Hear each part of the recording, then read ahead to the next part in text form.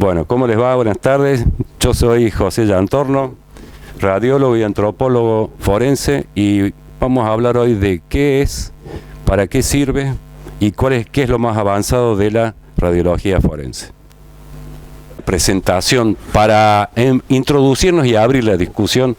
De esa introducción que hice antes para que tuvieran alguna idea de qué estamos hablando con resonancia, TAC, qué es lo que vamos a ver. ¿Qué es la radiología forense? Básicamente, haciendo una definición simple, es esto.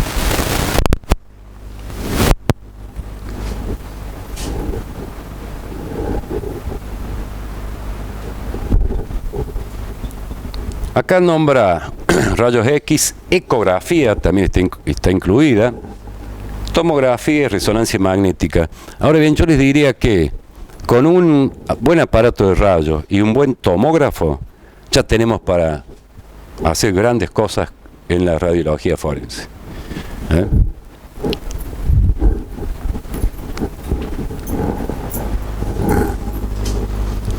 Esto es lo que yo les decía, que enormes avances en los últimos 30 años diría yo, a partir de los 80, en radioimágenes. Les cuento algo para que vean el nivel de utilidad que tiene. La resonancia magnética, uno de los métodos, se llama espectrometría por resonancia magnética, puede medir distintos compuestos químicos en el cuerpo. Vieron que hay un gran problema, yo diría pandémico mundial, que es el Alzheimer. El Alzheimer antes se le decía la vejez, la demencia senil. La persona empieza a perder capacidades cognitivas, memoria, razonamiento y demás. Y no se sabe a ciencia cierta cuál es el origen. Ahora, con este método de espectrometría por resonancia magnética, lo que sí se sabe es que regiones del cerebro importantes para la memoria, la comunicación, empiezan a no poder captar su alimento, su fuente de energía, que es la glucosa. Están debilitados, y eso empieza a hacer que la célula degenere. ¿Cómo se supo? Eso por resonancia magnética de espectrometría. Porque no se podía estudiar el cerebro de una persona con Alzheimer, abrirle la cabeza y hacer un experimento químico ahí adentro, matarlo. Entonces, como no se toca, como no es peligroso para la salud, se empezó a estudiar el cerebro de las pacientes con Alzheimer. Y de ahí se sacó una idea para la criminalística, que es estudiar el cerebro que se descompone cuando alguien se muere, que va cambiando. Ustedes saben que inmediatamente la persona muere, se empieza a pudrir. Por dentro, podemos decir, autólisis le sucede. Significa que el organismo empieza a digerirse a sí mismo, las células, y eso va haciendo cambios químicos. En el cerebro se empezó a estudiar y se ha logrado datar con precisión 3 días. Dicen que poco, no, que mucho, porque es con precisión, en base a los cambios químicos dados por la autólisis del cerebro. Yo puedo tener precisión en data de muerte de 3 días hacia atrás. Se hace por resonancia magnética y se está intentando, obviamente, avanzar cada vez más. Lo que va a dar gran precisión a la criminalística. Entonces yo encuentro un cadáver y digo, bueno, este murió hace 5 días, 3 horas, 5 horas o lo que fuere, pero con precisión. Porque hasta ahora los métodos que tenemos, que existen, son aproximados. No es que me dan precisión. Yo encuentro un cadáver, lo miro, lo estudio y digo, bueno, murió hace 5 días entre las 2 y las 6 de la tarde. Son aproximados con un error importante, ¿verdad? ¿O me equivoco? No hay precisión absoluta. Tampoco digo que la resonancia le va a dar el segundo, el milisegundo cuando murió, pero digo que va a dar mucho más precisión en ese aspecto. Por ejemplo, es un simple ejemplo. Bien, acá habla de eso. Hay un par de placas que hablan de eso. Este es un dato muy importante porque después vamos a ver la importancia que tiene. Todo lo que yo haga con estos aparatos que nombré anteriormente, resonador, tomografía, rayos X, ecógrafo, puede quedar guardado en un protocolo, en un programa de computación llamado DICOM, que es el que se utiliza a nivel mundial. Queda todo registrado y guardado ahí. Al quedar todo registrado y guardado, quiere decir que yo lo puedo volver a ver 100 veces si quiero. Y lo pueden ver 100 especialistas, si quieren. Es importante, pero después vamos a ver por qué tiene tanta importancia ese dato. Esta es una primera definición de virtopsia. Autopsia virtual es el sinónimo, para hacerlo más fácil.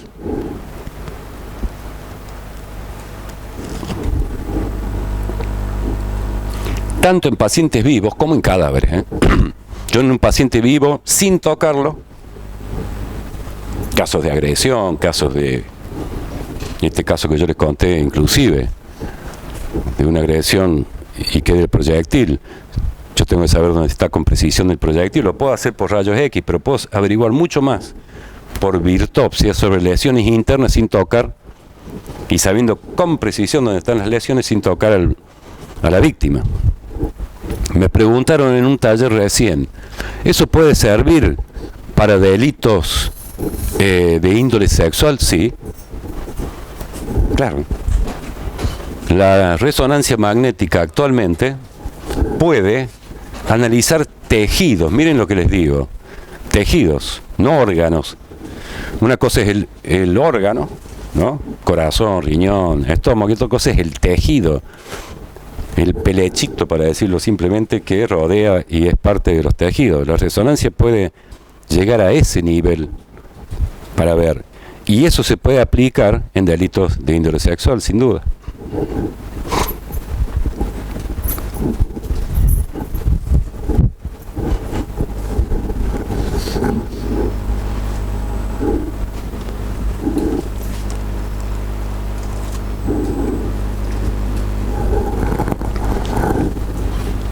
No invasivo, dice.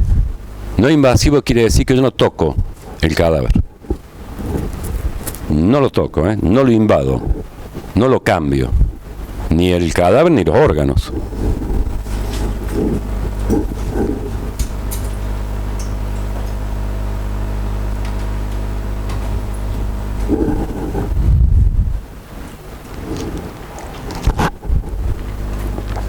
No se destruye, dice, la evidencia. No solamente que yo la puedo dañar en una autopsia clásica, sino que supongamos que yo pongo un ejemplo, quiero saber si la muerte fue por un infarto. Supone que estudie el corazón y al estudiarlo lo voy a cambiar, lo voy a modificar de una u otra forma. Inevitablemente, si no, no lo puedo estudiar.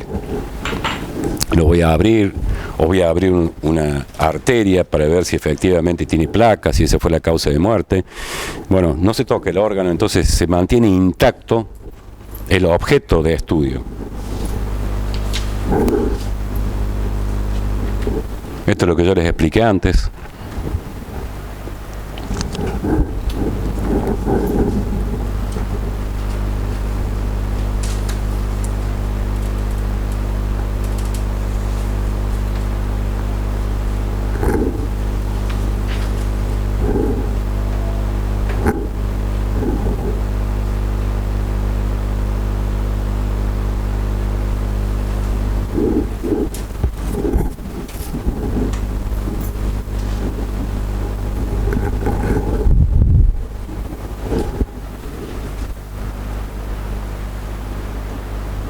Esto es un poco de historia, como una síntesis de lo que les planteé antes de la historia.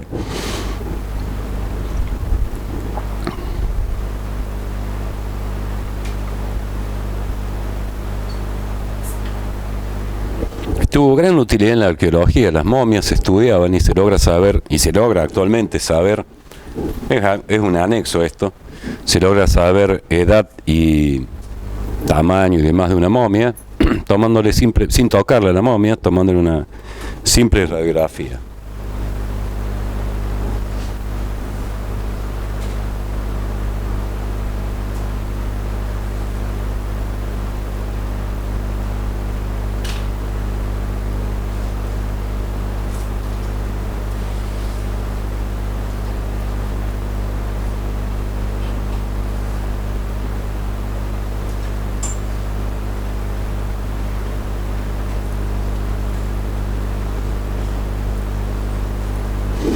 Fracturas recientes o antiguas, o lesiones antiguas o recientes, tienen mucha importancia para la identificación. Toda persona que se ha quebrado ha ido a una clínica, le han hecho una radiografía, tiene una historia clínica, y eso tiene mucho peso a la hora de identificar. No hay dos quebradores iguales. Toda persona que tiene un implante también tiene una gran utilidad para la identificación de las personas. Implante de cualquier tipo, sea dental, sea en el cuerpo. Acá me quiero detener un poco. Certifica la edad de una persona. ¿Tuvieron antropología ya? No, cuando tengan, se van a explayar un poco más. ¿Cómo puedo certificar la edad de una persona? Huesos, ¿cómo? ¿Qué pasa? Muy bien. La respuesta es ¿qué hago? Desgaste. Vamos un poquito más atrás. Miren, los huesos. Si yo tomo un feto de 2 o 3 meses, no tiene huesos, tiene cartílagos, está lleno de cartílago. Ese cartílago se va osificando, llenando de hueso, fosfato de calcio hidratado. Entonces, por ejemplo, cuando nace el niño, ¿qué no se le puede tocar acá? La mollera. ¿Cómo le decís? La mollera. ¿Por qué no se puede tocar ni apretar mucho? Porque no está cerrado que el hueso, pero no tiene hueso, es casi directo al cerebro. Y a los 2 años sí le puedo tocar. ¿Qué pasó?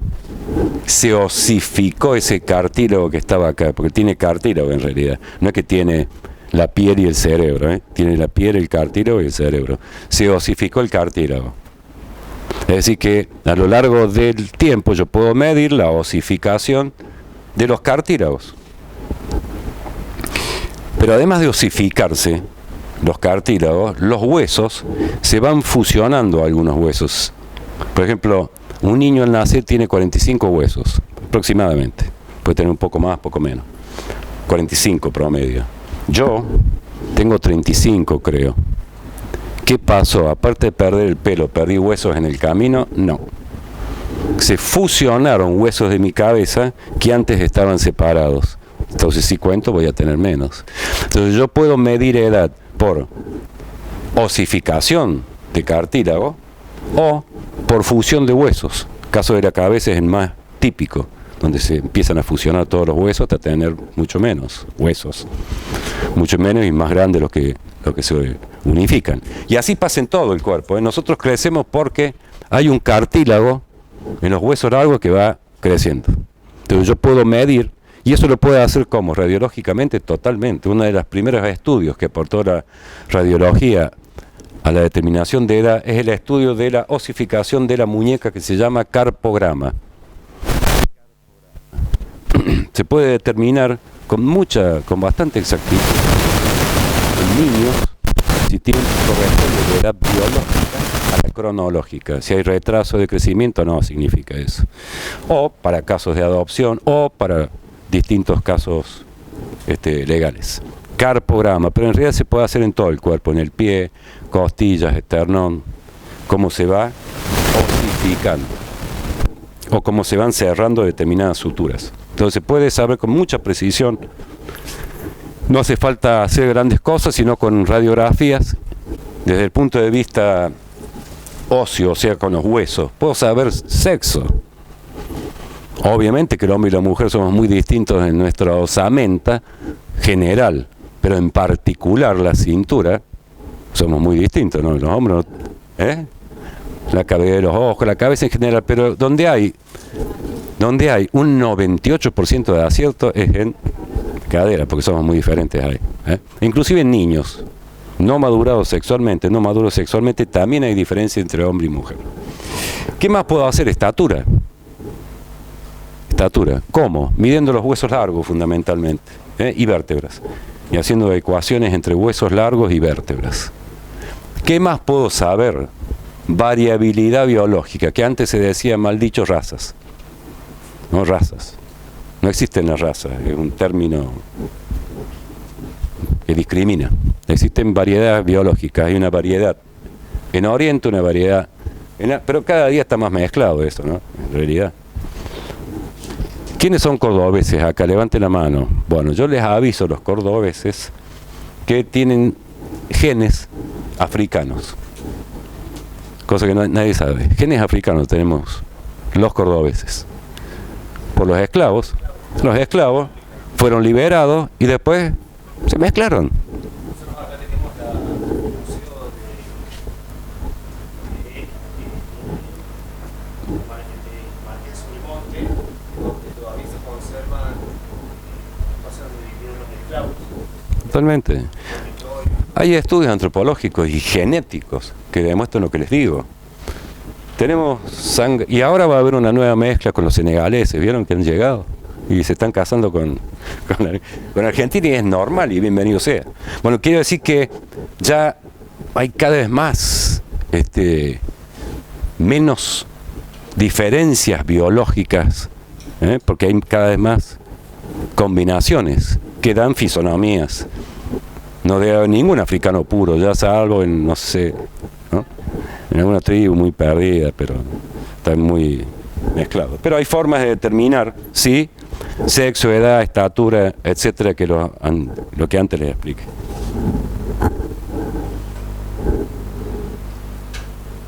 Es muy importante las lesiones. Toda historia de lesiones sirve para la identificación. Y van a ver que sirve para muchas cosas más las lesiones específicas en el tejido óseo. Esto es muy interesante, muy interesante e importante. Corresponde más a la odontología forense, pero se hace con radiografías también, por eso lo traigo acá. Por ejemplo, ustedes saben que los delitos sexuales está determinado estadísticamente que hay mordeduras y las regiones donde hay mordedura inclusive, pero si hay mordedura hay un patrón de mordida, de dientes. Entonces yo puedo sacar ¿cómo? Fuerte. ¿Yo puedo? No. Molde de dientes y identificar por moldes. Y por la radiografía o la historia dental de las personas. Y es muy importante para ese tipo de delitos porque generalmente hay alguna mordedura. ¿Cuál será uno de los más comunes empleos de la radiología forense en estos casos? Balas, proyectiles. Y van a ver que eso no es fácil, pero no es algo tan difícil en una radiografía identificar un proyectil. Es relativamente, depende de los casos obviamente, pero es relativamente accesible aprender.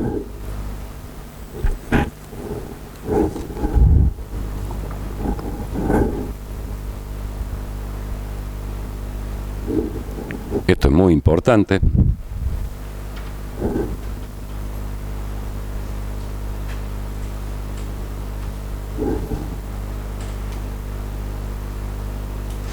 Por ejemplo, aporta pruebas para la identificación de cadáveres.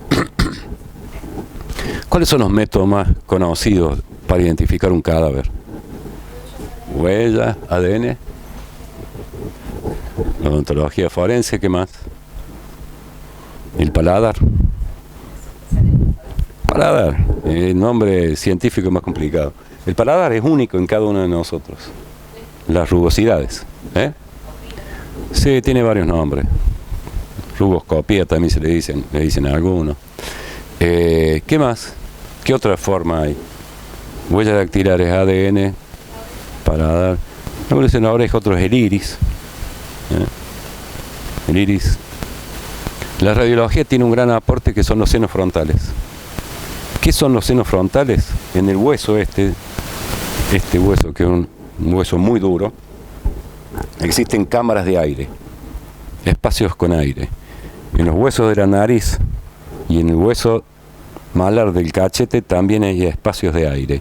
Y esos espacios de aire tienen un dibujo. Y ese dibujo es único en cada uno de nosotros.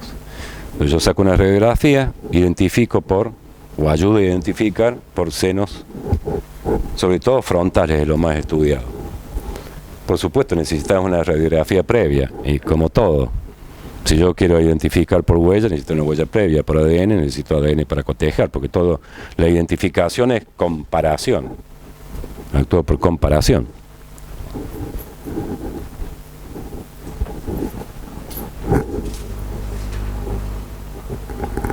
Y tal como dice acá, está dentro de la medicina forense, por eso, pero hay que darle mucha importancia. Vamos a ver por qué, si es. O me dirán ustedes si hay que darle importancia o no, si los convencí o no, si tengo razón o no.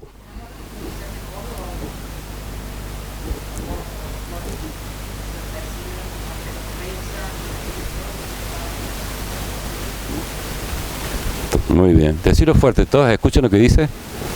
Bien, muy importante lo que dijiste, ya vamos a ver por qué. Los reciben, los pesan y después los pasan a radiología. Les hacen generalmente qué tipo de imágenes o qué tipo de bastante.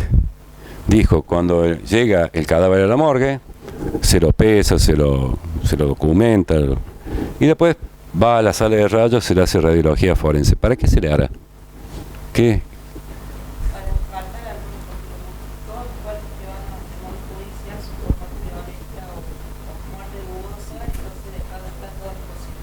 Todas las lesiones.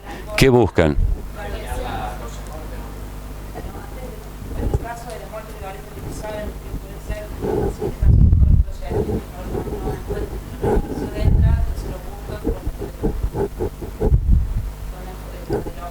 Claro.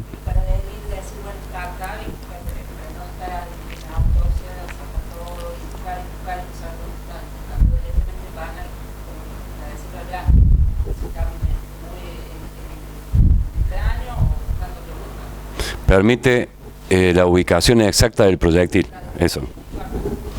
Permite inferir, deducir causas de muerte.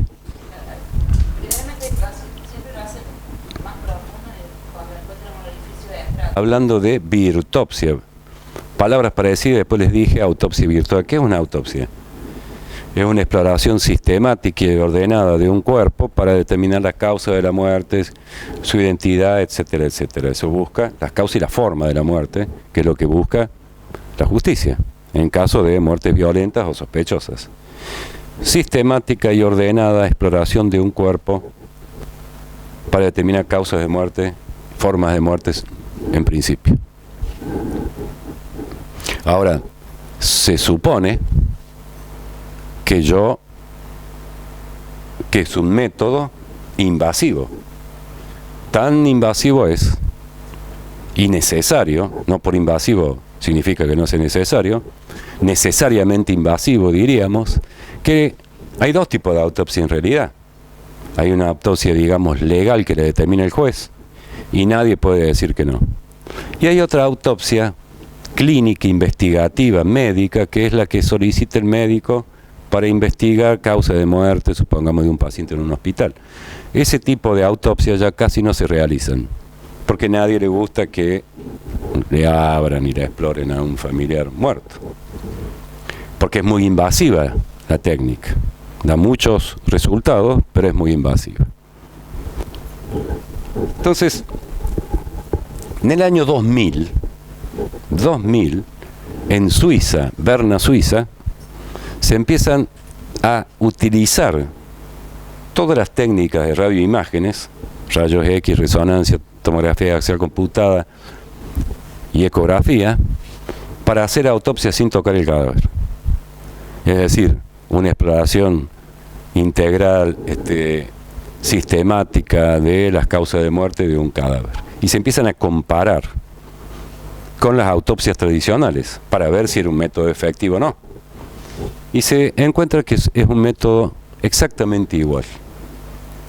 Permite determinar todo lo que necesita el juez en un caso de muerte violenta. Con la gran ventaja de que no se toca el cadáver. No lo tocas. No lo alteras. Pero además, eliminando errores subjetivos que ocurren. Como son personas las que hacen el informe y son personas las que fotografían, se pueden equivocar. Yo me enteré hace poco de un error, uno de los tantos, que ocurren, un caso de suicidio dudoso era, en realidad. ¿Por qué? Porque parecía que se había suicidado una persona, pero la posición del cadáver era media extraña, sentado.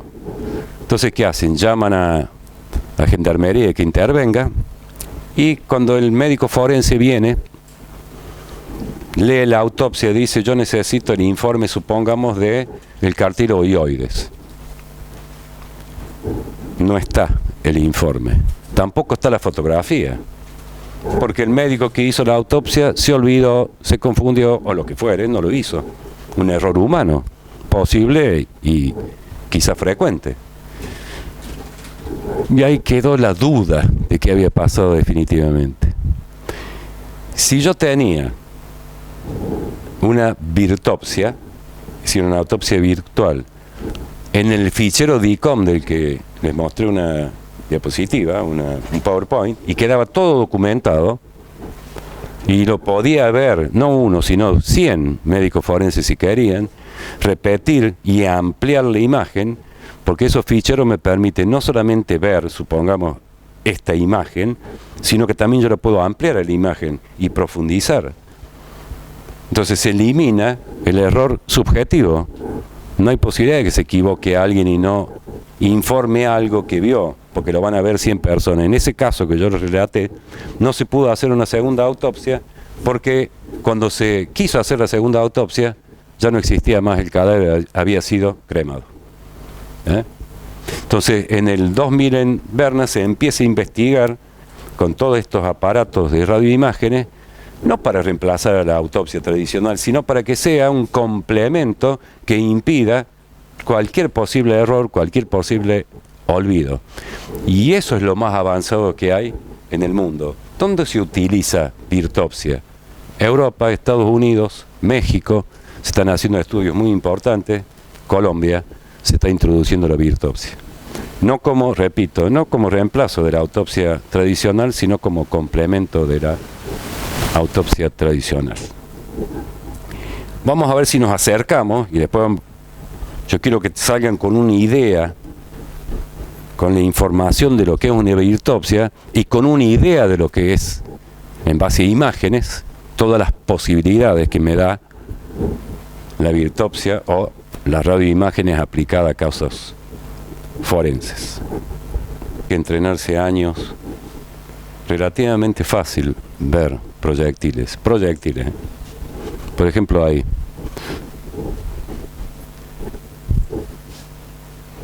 Son los mismos que están acá abajo y todo el mundo lo ve. Por supuesto que exige cierto entrenamiento, ¿no? Porque puede ser también algún defecto de la placa, ¿no? Pero en una buena placa cualquiera ve proyectiles, por lo menos detecta un cuerpo extraño que está en ese tórax.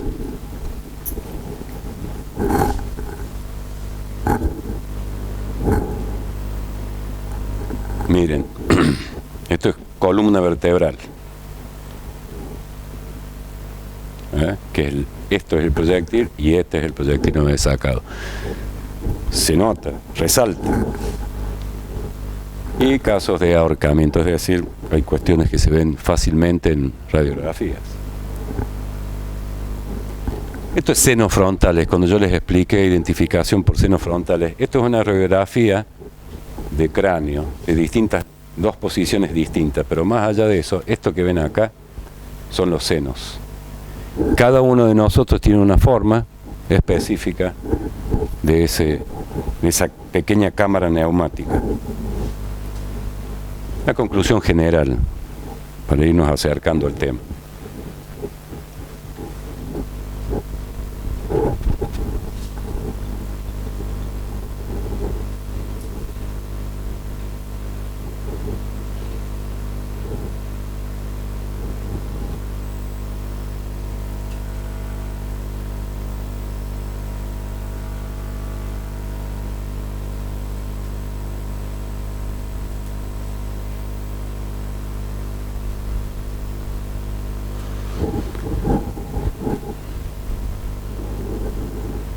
Lo llamamos al hombro y por ahí nos ayuda, o vertillo, pero estamos complicados.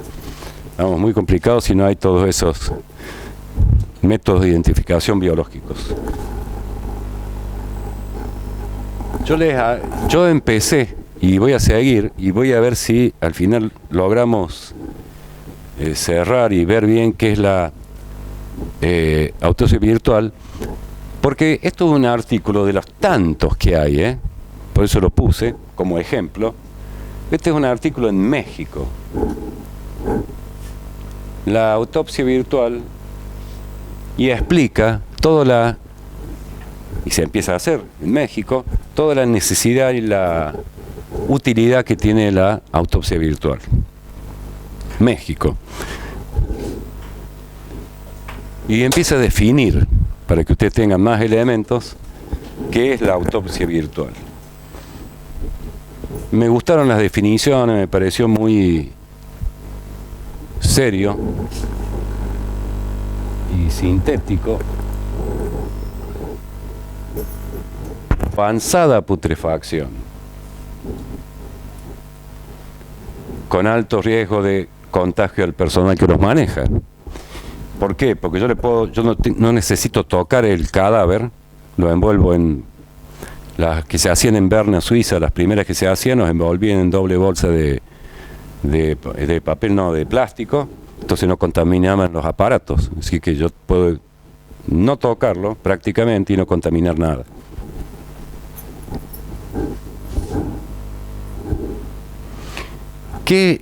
¿Para qué sirve? Para el sistema nervioso central, el aparato respiratorio y el aparato cardiovascular. Me permite determinar una serie de patologías que están acá numeradas, que son varias, muchas de ellas de gran interés para la ciencia forense. Sistema nervioso, sistema respiratorio, aparato cardiovascular. Por ejemplo, es difícil en una autopsia tradicional, común, determinar si hay un neumotórax. Por ejemplo, es complicado. Hay que hacer una serie de maniobras. Cavidad abdominal, hematomas, laceraciones, enfisema. Y después politraumatismos. Y obviamente en todo lo que sea armas de fuego. ¿En qué no funciona tan bien? Hemorragias cerebrales pequeñas, lesiones de abdomen y pelvis, de vísceras en realidad, y hemorragias abundantes. Ahí no nos sirve tanto este método.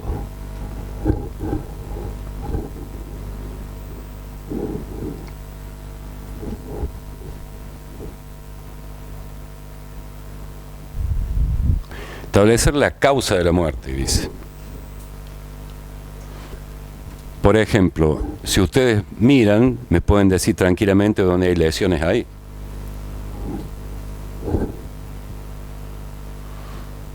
¿Esto qué es? Esto no es una radiografía, esto es una tomografía con reconstrucción 3D. Lo mismo que esta que pongo acá. Y si ustedes se fijan, ven con detalle ven los huesos, más allá si pueden interpretar que cada una de estas flechas es una fractura, pero me da gran detalle. Una autopsia tradicional, esto es una vértebra vista de arriba. Cada flecha indica una fractura, en un caso de accidente de aviación. Es una de las tantas vértebras que tiene fracturas. En una autopsia convencional yo no voy a revisar cada una de las vértebras porque es prácticamente imposible hacer el examen minucioso. Entonces con una radiografía yo descubro lesiones que son de difícil ubicación. Esto es lo que les decía antes, determinación y ubicación de proyectiles de arma de fuego, orificio de entrada, proyectil y proyectil. No, orificio de entrada y proyectil. Y esto es un caso interesante porque hay veces que lesiones internas en una persona viva no se pueden ver. Esto es un caso, una mujer la quiere asesinar el marido, y cuando se salva, vive, tenía problemas para tragar. No podía tragar, tenía dificultad y alguna dificultad inclusive para respirar. Pequeñas dificultades y grandes dificultades para tragar. Al examen médico no se notaba nada. ¿Qué tenía? Tenía en realidad, producto de la agresión, en las partes amarillas de la placa, coágulos sanguíneos que le impedían que funcione bien su sistema. Es decir, que permitió establecer qué es lo que le estaba pasando sin tocar, obviamente, los tejidos, sin tocar a la persona.